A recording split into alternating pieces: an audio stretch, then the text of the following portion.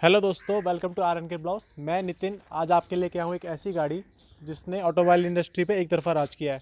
मैं यहाँ बात कर रहा हूँ मारुति स्विफ्ट की।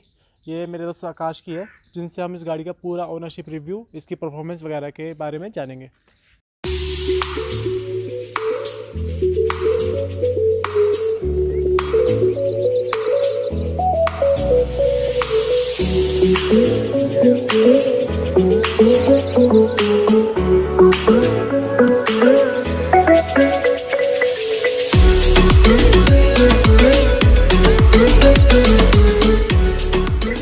और आकाश जी, कैसे हो आप? बढ़िया जी, आप कैसे हो?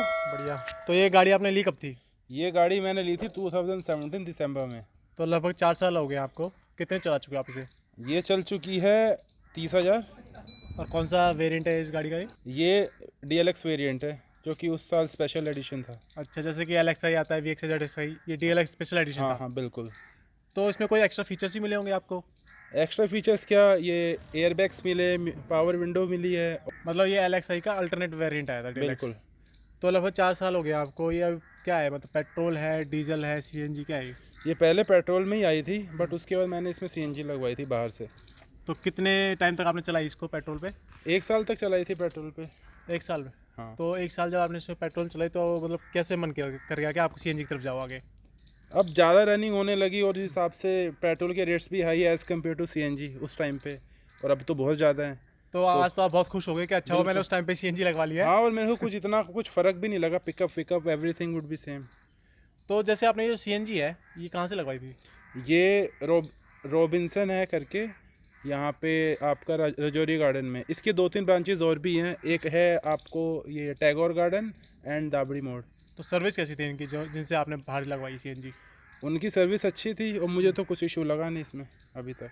अच्छा, तो फिर जब जैसे आपने गाड़ी ली तो उसके बाद आपने शोरूम वालों से नहीं बोला CNG लगवा दो? क्योंकि ना ये जो डीलर्स होते हैं ये भी कहीं ना कहीं से आपका जुगाड़ करवा ही देते हैं, मतलब कि CNG लगवा देते हैं पर थोड़ा एक्स्ट्रा चार्ज लेते हैं। ये आपके RC पे भी CNG लिखवा देते हैं मतलब। इन्होंने रेकमेंड किया था मुझे, तब मैं वहाँ पे गया था।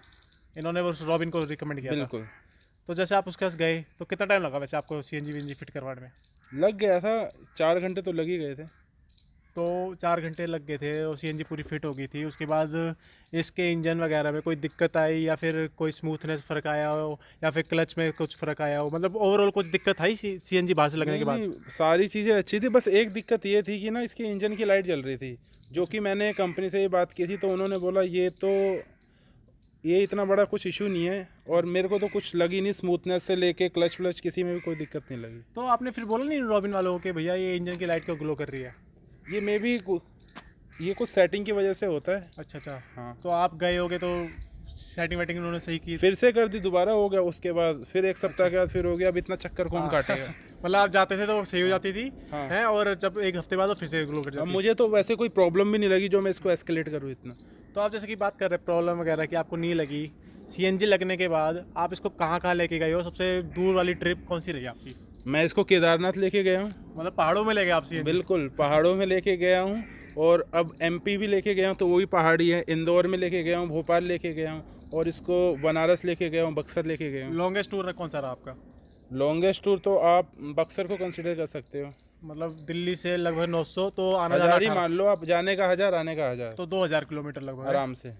तो जैसे बात कर रहे हैं, आपने चला भी सही ली इसको, आप लॉन्ग ट्रिप भी मार ली। सिटी में इसकी क्या माइलेज है और आपको हाईवे पे क्या माइलेज मिलती है इसकी? CNG में तो 20-22 मिल जाती है, और आपको हाईवे पे इसके आराम से 25 मिलेगी। विदेशी या विदाउट? विदेशी। तो यार काफ़ी सही रहा है, आपने उस टाइम पे CNG लगवा ली है। हाँ, ये काफ़ी। और आज के टाइम पे पेट्रोल पे भी चल रही होती है तो बहुत खर्चा बिठा देती है इस हिसाब से। हाँ, बहुत खर्चा बिठा देती है, और काफ़ी सेटिस्फाई हूँ मैं CNG लगवाने के बाद। अच्छा, और जैसे आपने CNG लगवा ली बाहर से, उसके बाद इसकी डिग्गी में कितना स्पेस, मतलब स्पेस है भी या नहीं है? डिग्गी में स्पेस है। अब लड़कों के लिए क्या है, हम जैसे बॉयज़ आउटिंग करते हैं तब तो इतना कुछ इशू होता नहीं, स्पेस का मैनेज हो जाता है। बट फैमिली के साथ ये है कि चला गया था मैं, लगेज में रख लिए थे पीछे, 2 छोटे छोटे बैग आ गए थे, और फिर साइड वाइड में मैनेज कर लिया था थोड़ा। अच्छा, जैसे आपने ये CNG वैसे बाहर से फिट करवाई तो ना, बाहर में जैसे बंदे होते हैं वो क्या करते हैं एक्चुअली ना, चद्दर जो होती है उसमें फिट कर देते हैं। तो कुछ टाइम बाद वो चद्दर में से आवाज़ आने लग जाती है चू चू की, है, और वो जो इसका जो स्पेयर टायर होता है वो भी ऐसे साइड में टिका देते हैं। तो मतलब आपका क्या रहा था? इन्होंने ब्रैकेट लगा के दिया या? ब्रैकेट लगाए हैं इन्होंने। और आपकी स्टेपनी वगैरह आराम से आ जाती है? आराम से आती है, बैग भी आ जाते हैं। अच्छा, तो मतलब आपको इतना कोई इशू नहीं लगा कि चाहे कंपनी फिटेड होती सीएनजी या बाहर से फिट, तो आपको कोई इशू नहीं लगा है? अभी तक तो कुछ इशू नहीं लगा, बट बेटर तो वही होता है आपको कंपनी फिटेड सीएनजी मिले। अच्छा, और जब जैसे कि बात करते हैं, अब उसका 4 साल हो गए हैं, एक्चुअली दिक्कत आती है मारुति की गाड़ियों में, इनका जो प्लास्टिक क्वालिटी है ना, वो कहते हैं भाई अच्छा नहीं है, मतलब चू चू की आवाज़ आने लगती है, रैटलिंग नॉइज जिसे कहते हैं। तो आप में आपकी जैसे गाड़ी है, तो इंटीरियर में जैसे आप चलाते हैं उसको, तो आती है ऐसी कोई रैटलिंग नॉइज वगैरह है स्विफ्ट में? टचवुड अभी तक तो नहीं है। रैटलिंग नॉइज आपको ऐसे कोई इशू नहीं है? नहीं। और कितने बंदे मैक्सिमम ऐसे बैठ जाते हो आप लोग आराम से? क्योंकि ना बात होती है एक्चुअली ना, स्विफ्ट में कहते हैं कि 4 बंदे आराम से बैठ जाते हैं, 5वां आता है तो कंधे लड़ते हैं, ऐसा कुछ है? देखो कंधे तो अब आप कोई भी गाड़ी ले लो 5 सीटर सब में ही लड़ते हैं, तो अब वो डिपेंड करता है। वैसे तो मुझे कोई इशू नहीं लगा, 5 बंदे आराम से बैठते हैं इंक्लूडिंग मी। तो अब जैसे बात करते हैं इसकी परफॉर्मेंस में, इसमें आपने जो इसकी वो करवाई है सर्विसेज, कहाँ से करवाई है? मैंने शोरूम से कराई है। सारे आपने सर्विस सेंटर से करवाई है? और आपका मैक्सिमम कितना खर्चा आया है और मिनिमम मतलब कितना रह जाता है इसका एवरेज के हिसाब से? मैक्सिमम इसका 8,000 आया, जो कि इस बार आया है। उन्होंने कुछ एडिशनल कुछ चीज़ें की थी, नटवट में इशू था तो वो सब सेटल किया था। बाकी तो व्हील बैलेंसिंग जो होती है वो सब किया था, तो 8,000 अराउंड आया था इस बार। तो जैसे कि मारुति क्लेम करती है कि भैया हमारी सबसे कम हमारी मेंटेनेंस है, तो ऐसा तो यार मुझे लगता नहीं कि अगर 8,000 इसके आ रहे, क्योंकि बंदों के ना ऐसे होता है जो आजकल के एसयूवीज़ है उनके भी 8-1,000 सर्विस में लगी जाते हैं। हाँ, अब वो डिपेंड करता है वो सामने वाली जो टीम बैठी है वो किस तरह से डील करती है। अब वो खर्चे गिना देगी तो हिडन चार्जेस लगा देते हैं। बिल्कुल बिल्कुल, वो तो कहने की बात होती है। अच्छा, और जैसे कि अब बात करें इसके लॉन्ग रन की, लॉन्ग रन में इसका जैसे अब आपको टाइम हो गया 4 साल, इसके क्लच वगैरह जैसे काफ़ी गाड़ियाँ रहती है जो उनके क्लच टाइट हो जाते हैं टाइम के साथ, खासकर सीएनजी लगवाने बहुत इशू आता है।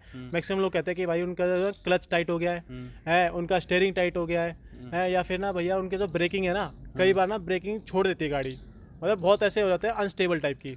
तो ऐसा कोई इशू है आपकी गाड़ी? नहीं, अभी तक तो कुछ नहीं। मतलब सीएनजी लगवाने के बाद बाहर से आपको कोई इशू नहीं आया उसमें? कोई भी इशू नहीं आया, सब कुछ बिल्कुल अच्छा चल रहा है। तो अभी तक जैसे अगर आपको उसको रेटिंग देनी हो तो आप क्या रेटिंग दोगे? और आपको इसमें कुछ तो ऐसा होगा जो आपको ख़राब लगा हो, और सबसे अच्छा क्या लगा हो?